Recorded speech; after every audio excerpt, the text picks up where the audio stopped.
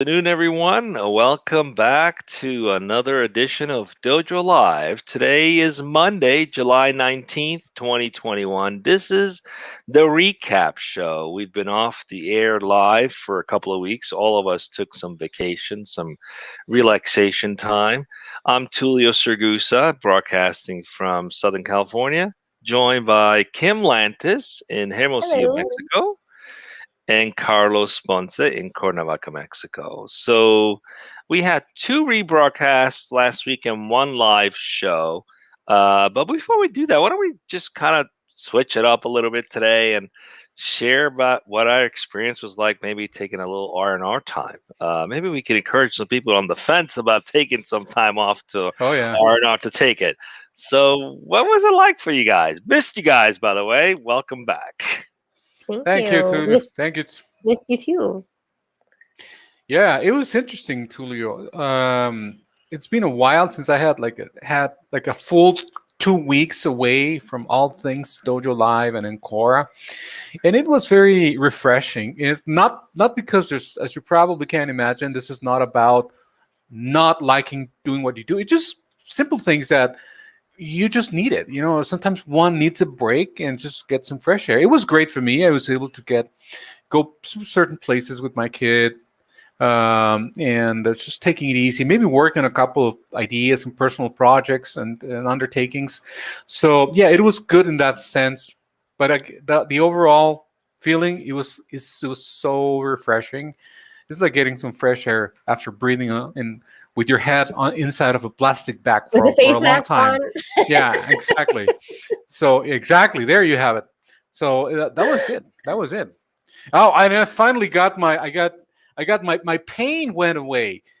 My arm pain went away. It was like magic. Yeah, it was like I had this needle therapy, and it worked like Nice. magic.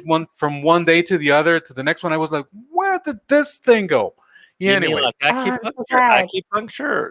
it was not acupuncture. No, it's not Something else. acupuncture. It's Alright. related to needles, but it's called something else. It's actual therapy, like physical therapy that you go under, and it hurts, but it's wow. like Westernized magic. acupuncture. All right, I'll have to learn more Yeah. offline on that. All right, that sounds interesting. Congratulations. I know you went through a couple of months of Yeah, quite very, intensive very time. Yeah, yes, yeah. that was it. How about you, Kim? Good. Well, I I don't know if it was rest or relaxation, but it was fun. So for the first time ever, for those of you who probably don't know, Kim, originally from Montana, living in Hermosillo, Sonora, Mexico, we decided for the first time to take a road trip to drive to see my family. So it was really long. We clocked almost 8,000 kilometers on our car. So basically an entire year's worth of driving inside of less than 3 weeks. So so that was Wow. great. Yeah, well, we left from here. We got to go up through Arizona, where we hit up the Grand Canyon, of course, then into Utah. Saw my sister first in Powell, Wyoming. Did a couple hikes to Porcupine Falls, Paradise Falls. My girls were troopers, as were Mike and I. We're accustomed to very close to sea level. I think we're up probably 8,000 feet or something. So that's one factor. And then we have like our COVID bodies. So I was very proud of us to be able to make these hikes. I went over a natural waterfall, which was the coldest thing I've ever done. It's snow melt, so it's basically like plunging into a cooler with ice in it. It was Cool. awful. There was no ice. I don't understand how there was no ice, or how the texture of this pool wasn't like a slushy machine. But it was worth it. It was one of those like, I've done that once, but I never have to do it again kind of experiences. Well, I'll have then to we take a headed note east. of that. Yeah, afterwards, then we headed because- east to North Dakota for my mom's celebration of life, which was bittersweet. And then headed south down through Wyoming, Colorado, and New Mexico. New Mexico was a pleasant surprise. I expected it to be sort of this ugly, flat desert, and it wasn't. It was really green, lots of farmland. Maybe it was just the time of year as well. And we hit up Albuquerque and did a Breaking Bad tour, which was really fun. Got to eat at Los Pollos Hermanos, which is actually called Twisters. Got our car washed at the car wash. The car didn't need washing, but we're geeks, so we paid the money to just go through it. All right, but it cool. was good. It was a good time. I have to take note of with this cooling fall because with all these heat domes everywhere, that might be it's like where do you go to cool off with all this Oh God, blistering heat? it's like I plunked in the water, and you watch the video, and it's fast. But I like it's so cold, Tulio, that like you fall in, and I'm like under the water, and I'm like had to like tell my body to move. Like you know what, you need to Wow. get to the surface. You know, there's people who actually do that as therapy. They do these cold plunges. It's like what's his name? Winhoff method, it's called. It's like a hold rage. People actually take these ice baths. But It was really anyway, you pleasant. The hike survived it. was great. Yeah, I did. The hike was great, really Cool. easy, lots of wildflowers, super pretty. And it was warm enough outside that it's, after a minute or two of like getting out and drying off, then it was fine. Didn't have any suffering hiking back out or anything. It was great. Nice. Well, much like yourself, Carlos, I can't remember the last time I took an extended vacation where I literally turned off the phone, and I did. And it was hard because you guys know I never do that. So I did it, and it was great. And we went to Palm Spring, which was hot as hell. we were in this beautiful house with saltwater pool and all that, and it was just great. It was exactly what its purpose was to just have nothing to do and just rest and relax. And after about 8 days, the kids were starting to get a little rambunctious from the resting and relaxing, and it was just too hot to do anything. We looked at the weather back home, and it was really nice, like in the low 70s, and we said, we're out of here. Let's go back, and we'll go to the beach. All right. So we enjoyed ourselves, and I didn't learned even know a saltwater pool was a thing. Yeah, it's a thing. It's pretty awesome. It's like therapeutic. But it was very nice to relax and to do that and to disconnect. I didn't even do my blogs for the past 2 weeks, which is something I never stopped doing. So it was time. I brought 2 books along. They stayed in my backpack. Sometimes you have to do that. Life goes by fast, and some days you wake up and you have things you can't do anything about, like health problems, right? They creep up on you, even when you think you're invincible.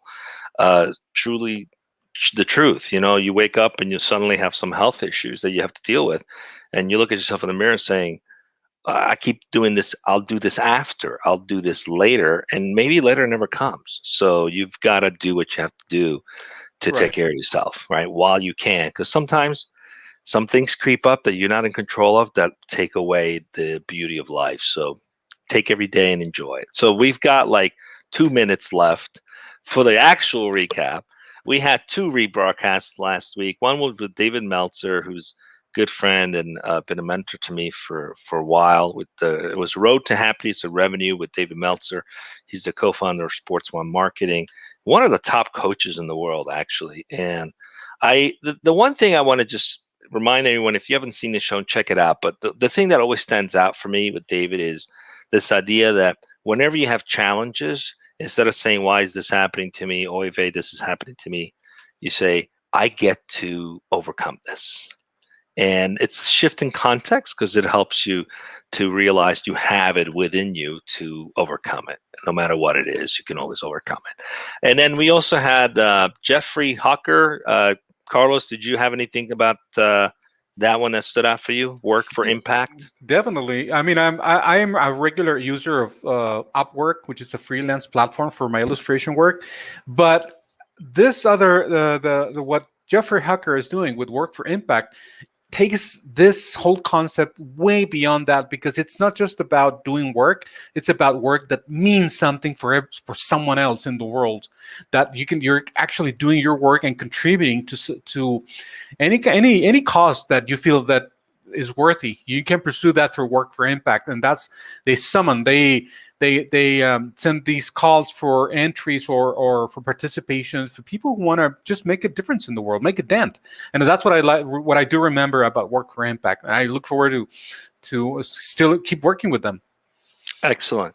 And then we had a live show on Thursday. I came back, and it was my first day back with Aimei, who's the founder and VP of Engineering at Stellar Cyber. Learned a lot about how to create an environment where all the assets across an organization can be protected from a cybersecurity perspective without necessarily replacing the existing investments. So they have a layer on top that unifies all these systems we all use, these individual silo systems that are necessary, and creates a better response scenario for across the platform, both with virtual sensors and even physical sensors when you're protecting physical property. So check out that show, Open XDR and the Future of Cybersecurity. That's really the next advancement of cybersecurity is XDR, which X means everything. So we're over time, but let's not forget to announce what we got coming up.